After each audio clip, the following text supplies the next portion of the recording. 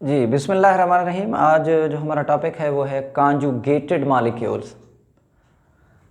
अब conjugated molecule बनते कैसे हैं कि जब दो मुख्तलिफ़ किस्म के मुख्तलिफ़ कैटेगरीज़ वाले मुख्तलिफ़ ग्रुप वाले मॉलिक्यूल आपस में कंबाइन हो जाएं, तो उन डिफरेंट मॉलिक्यूल के कंबाइन होने से जो मॉलिक्यूल बनेंगे हम उन्हें कॉन्जुगेटेड मॉलिक्यूल्स कहेंगे। ये सिंपल नहीं होते, कम्प्लेक्स मॉलिक्यूल्स हैं। यानी दो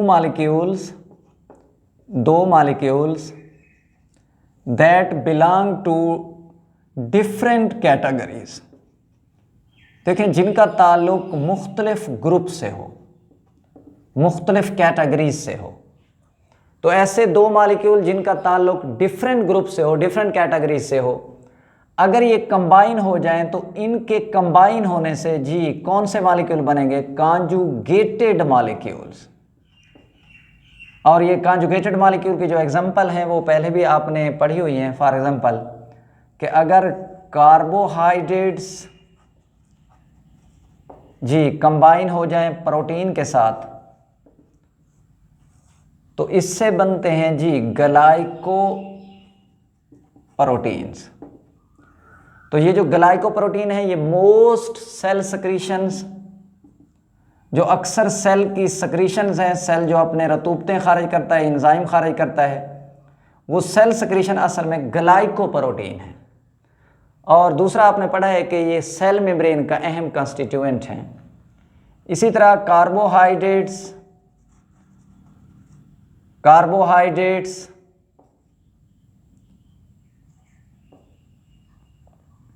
अगर कंबाइन हो जाएं लिपिड के साथ जी तो ये बनाते हैं ग्लाइकोलिपिड्स। तो जो ग्लाइकोलिपिड्स हैं ये भी कॉन्जुगेटेड मॉलिक्यूल्स हो गए, ये भी सेल मेम्ब्रेन का अहम हिस्सा हैं। इसी तरह अगर लिपिड्स प्रोटीन के साथ मिल जाएं तो फिर बनते हैं लिपोप्रोटीन। अब ये जो लिपोप्रोटीन है ये भी कॉन्जुगेटेड मॉलिक्यूल हैं, ये भी अहम हिस्सा हैं बायोलॉजिकल मेम्ब्रेन्स का। इसी तरह जो न्यूक्लिक एसिड है, it has great affinity with the basic protein. देखें, न्यूक्लिक एसिड है तो लाज़िम बात है कि बेस के साथ जो प्रोटीन ऐसी जिनके अमाइनो एसिड क्योंकि 3 टाइप्स के होते हैं, एसिडिक भी होते हैं, बेसिक भी होते हैं, न्यूट्रल भी होते हैं। तो ऐसी प्रोटीन जिनमें जी बेस रखने वाले अमाइनो एसिड मौजूद होंगे उन्हें बेसिक प्रोटीन कहेंगे। तो न्यूक्लिक एसिड की ग्रेट एफिनिटी है कि बेसिक प्रोटीन के साथ ये कंबाइन हो जाता है और फिर ये बनाता है न्यूक्लियोप्रोटीन।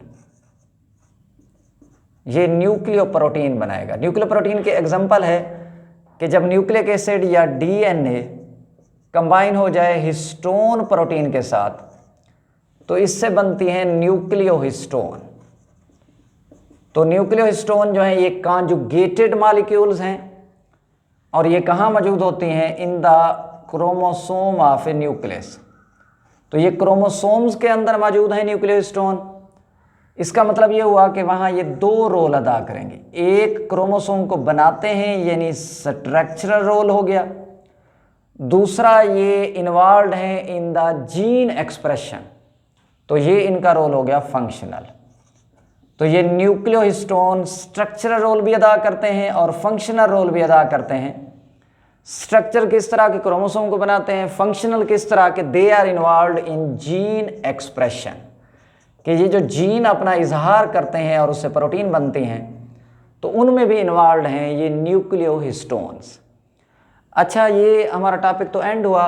इसी तरह आरएनए से पहले एक येलो बॉक्स लिखा हुआ था, उसमें जीन्स के हवाले से बात थी, मैं कर देता हूँ। देखें, किसी भी ऑर्गेनिज्म की जो स्ट्रक्चर है, ये मैं जीन के हवाले से बात कर रहा हूँ, किसी भी ऑर्गेनिज्म की जो स्ट्रक्चर है और फंक्शन है उसको कंट्रोल करने वाले जो यूनिट्स होते हैं, इकाइयाँ होती हैं, वो मौजूद होती हैं डीएनए के अंदर। और डीएनए के अंदर तो हम देखते हैं कि सीक्वेंस ऑफ बेसेस होता है, यानी बेसेस की एक ख़ास तरतीब होती है। तो यही हंड्रेड्स सीक्वेंस ऑफ बेसेस कि कई सैकड़ों बेसेस की ये जो तरतीब है ये डीएनए पर मिलकर बनाती है यूनिट्स।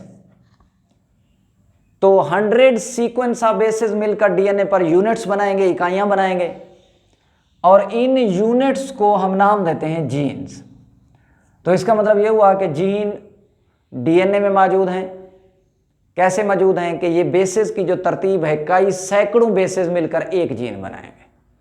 तो इसी तरह 100 बेसेस पर मुश्तमिल जो यूनिट बनेगी उसे जीन कहते हैं। और यही जीन जी बायोलॉजिकल इनहेरिटेंस, विरासती जो हमारा मटेरियल है ये उसकी इकाई है, इनहेरिटेंस की ये यूनिट हैं, और यही इंफॉर्मेशन को कंट्रोल करती हैं from one generation to an other generation.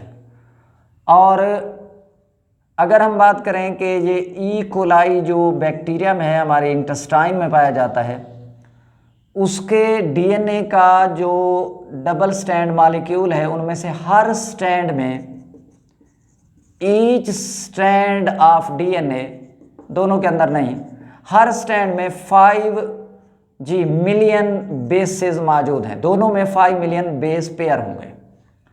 तो पूरे डीएनए के मॉलिक्यूल में 5 मिलियन बेस पेयर होंगे, लेकिन हर स्ट्रैंड में 5 मिलियन बेसेस होंगे। और अगर हम एग्जैक्ट बात करें तो डीएनए के मॉलिक्यूल में 46,39,221 बेस पेयर मौजूद हैं। और इससे 4,288 टाइप की क्या बनती हैं, प्रोटीन। तो इतने किस्म के प्रोटीन बना सकते हैं। और हीमोफिलिया इन्फ्लुएंजी एक ऐसा माइक्रोब्स है, एक ऐसा बैक्टीरियम है जिसका सबसे पहले जीन सीक्वेंसिंग किया गया।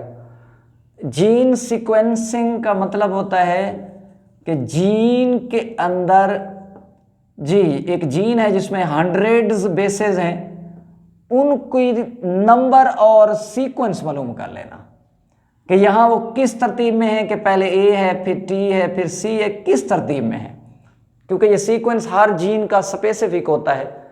तो जीन की सीक्वेंसिंग का मतलब है कि जीन के अंदर बेसिस की तरतीब को देख लेना, इसे हम जीन सीक्वेंस। सबसे पहले हीमोफिलिया इन्फ्लुएंजी की जीन सीक्वेंसिंग की गई 28 जुलाई इन 1995 के अंदर।